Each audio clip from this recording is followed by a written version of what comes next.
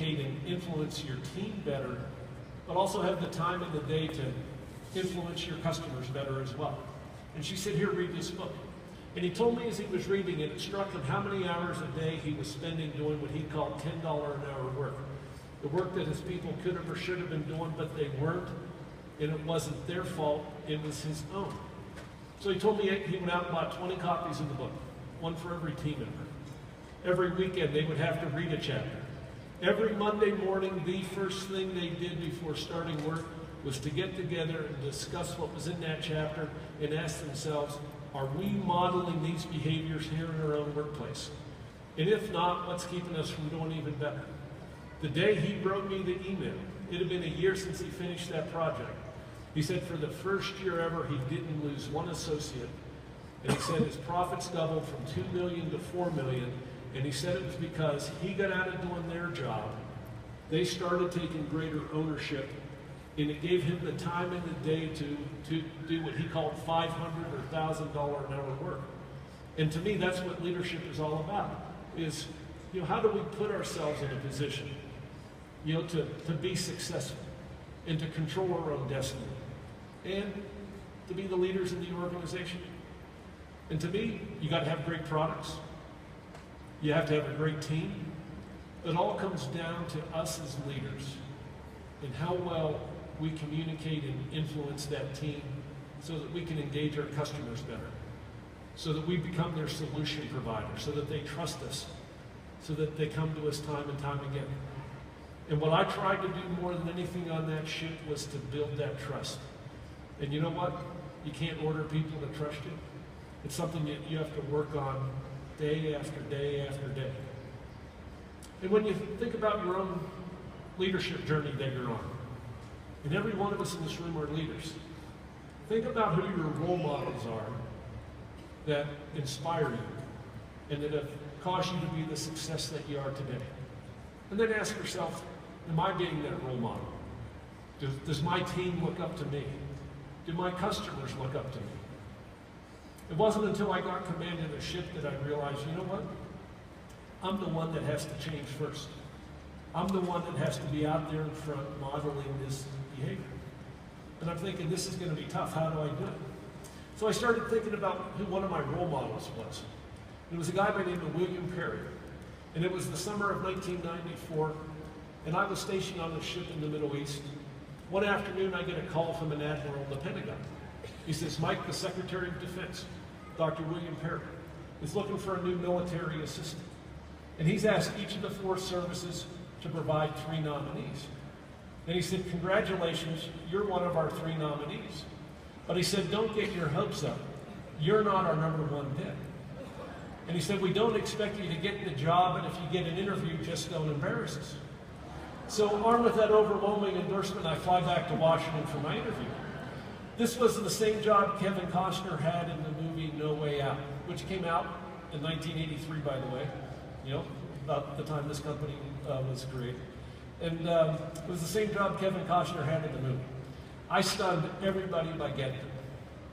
Only instead of getting to ride around Washington in a stretch limousine with a beautiful blonde like Kevin Costner got to do, for 9 months I got to work with Monica Lewinsky every day after she got exiled from the White House over to the Pentagon.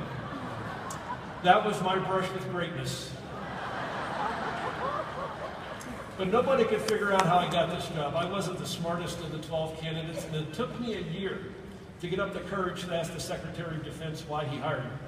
He said, Mike, I didn't hire you. He said, the staff did. He said, I've been in business and government for over 40 years. He said, I can hire the smartest person. He said, that has never been a marker for my success. He says, what has been is whenever I've been able to create a team of people who will support each other and backstop each other and bust a gut to help me get the mission accomplished. He said, that's why I'm successful. He said, out of the 12 candidates, you are the only one who took the time to talk to the rest of the staff as if they were people. And how if you got selected, how you were going to support them so that they could support me better. And when I asked the staff who they wanted to work with, they said they wanted to work with you. So as you think about your own ships that you command, ask yourself, are you the captain that your team would choose to work with? And I'm not talking about being liked, I'm talking about being respected. William Perry taught me how to interact with people. And he wasn't charismatic, he wasn't outgoing. He was very soft-spoken, very down-to-earth. Yet he led with a sense of humility. And I would eventually come to call his leadership style excellence without arrogance. And it didn't matter who he was interacting with. It could be a janitor in the halls of the Pentagon.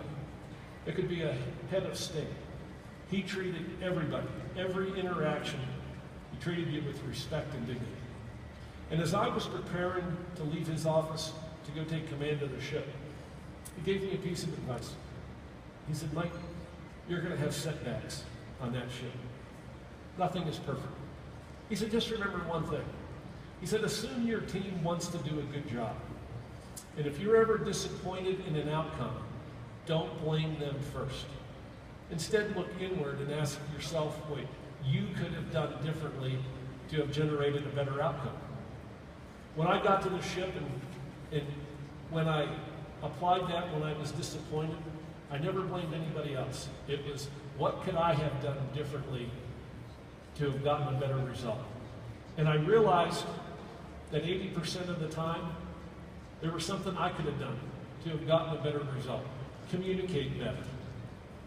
Give our people the training to be more proficient at what they do, or to give them more time and resources to get the job properly.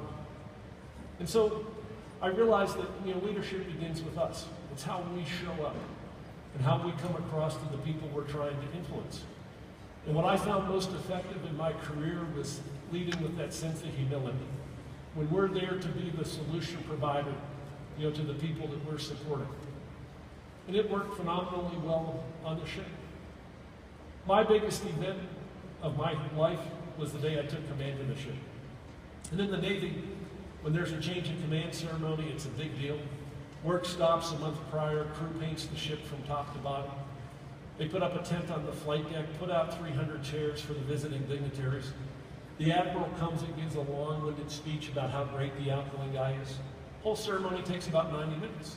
At the end of the ceremony, as my predecessor was leaving the ship for the final time, with his parents and his wife and his kids, and as his departure was announced on the public address system, my new crew stood and cheered at the fact that he was leaving. And in my entire career, I never heard of or saw such a blatant sign of disrespect. And the first thought that went through my mind was, what do I have to do to keep that from happening to me 2 years from now when I leave this ship? And the second thought that went through my mind was, you know what? I'll probably never be their friend, but I want to earn their respect. I want to keep them safe. I want them to be the leader in their industry, and I want to put them in a position to control their own destiny. And that's what leadership can get us. How we stay safe in tough economic times, and how we control our own destiny. So instead of sitting behind my desk all day long, I spent my days walking the ship, talking to sailors, and for the first time in my career, truly listening to them. I came across a sailor one day and he says, Captain, we have a term to describe the organization on this ship. He said, this ship is like a tree full of monkeys. He said, you're the monkey at the top of the tree. On every branch, there's different levels of monkeys, and we're the monkeys in the bottom branch. He said, whenever you look down from the top of the tree, all you ever see are smiling faces coming back at you. When we look up from the bottom branch, we have an entirely different view of the organization. And when the sailors said that to me, I started putting myself in their shoes and viewing the operation through their eyes. For those of you, it's nothing new. You put yourself in the shoes of your customers and you view yourself through their eyes, and then you figure out a way to communicate with them better. I did the same thing with my crew. I would put myself in their shoes, view our operation through their eyes, and then figure out a way to communicate to them in their own language about where we're going and why it's in their own best interest that they get on board. And I found that the more time I could spend effectively communicating with my sailors, the better buy-in I got. They started looking me in the eye. They started smiling at work for the first time. And when I was out walking around the ship, I wanted to fix something else that I hated about the Navy. Historically in the Navy, when the captain's out walking around, we're looking for sailors, screwing off so we could reprimand them. I thought, why not look for sailors doing something great so that I could thank them for their hard work and dedication? As you know, I don't get to pay my sailors more. I don't get to give them bonuses. The only way my sailors can get more money is to earn promotions. And so what I would try to do was to catch sailors doing something great and thank them for their hard work and dedication and make sure that they were getting the best training that we could possibly give them. I do have one form of formal recognition I can give a sailor. They're called Navy Achievement Medals. And they're important to sailors because if they get one, they get a bonus point on their advancement exam. I'm authorized to give out 15 of these medals a year. I would walk around the ship with medals in my pocket, and if I caught somebody doing something great, I'd put a medal in his or her chest right on the spot. Thank them for going the extra mile. As I told you, I'm authorized to give out 15 of these a year. Thank you. As I told you, I'm authorized to give out 15 of these a year. I figured nobody at the Bureau of Naval Personnel was tracking how many medals I was giving out. In my first year in command, I gave out 115 Navy Achievement Medals. Thank you. I wanted to cut down this tree that had sprung up on our ship. I wanted everybody to know nobody on this ship is better than anybody else. We have different levels of pay and different levels of rank, but at the end of the day, we're all in this together. And when we're at sea on weekends, we take Sunday afternoons off and we have a cookout on the flight deck. I go back to my first cookout. Whole long line of sailors waiting to get their lunch. And my officers would come up one by one and cut to the head of the line. And then when they got their lunch, they'd go to the next deck up and sit up there by themselves while the crew stayed down on the flight deck. Neat thing about working for the Secretary of Defense, I got to accompany him around the world. And whenever I saw somebody else doing something that I admired, a best practice, I'd write it down and say, I'm going to take that with me. One day we're having lunch in the Marine Corps base, and all the officers went to the end of the line. And I went up to one Marine officer and I said, what's up with this? In the Navy, officers go to the head of the line. He said, in the Marine Corps, officers go to the end. That way, if we run out of food, it's the officers who go without, not the people on the front line. And I started thinking, what a simple but powerful, thank you.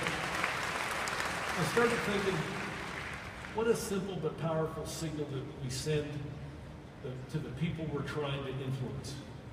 That we're there to support them. That we put their needs ahead of our own. And so instead of cutting to the head of the line like my officers were doing, I go to the end of the line. When I get my lunch, I stay down on the flight deck with the crew. I never said another word about that incident, but at the following cookout, my officers went to the end of the line just ahead of me, and when they got their lunch, they stayed down on the flight deck with our crew. What I wanted to show the crew was, thank you, and the officers, we're all in this together. Nobody's better than anybody else. And it's up to us to work together as a team. And if we can do that, you know what? There is no stopping us. We were to deploy to the Middle East 2 months after I took command, and I had to create a sense of urgency on the ship. A sense of ownership. That we're responsible for turning this around. We're responsible for being the best. And that's where I got the idea to interview every sailor. To look them in the eye and say, you know what? I can't order you to deliver excellence. I'm going to give you the training. I'm going to try to treat you well. I'm going to listen to you. But at the end of the day, we got to own this person.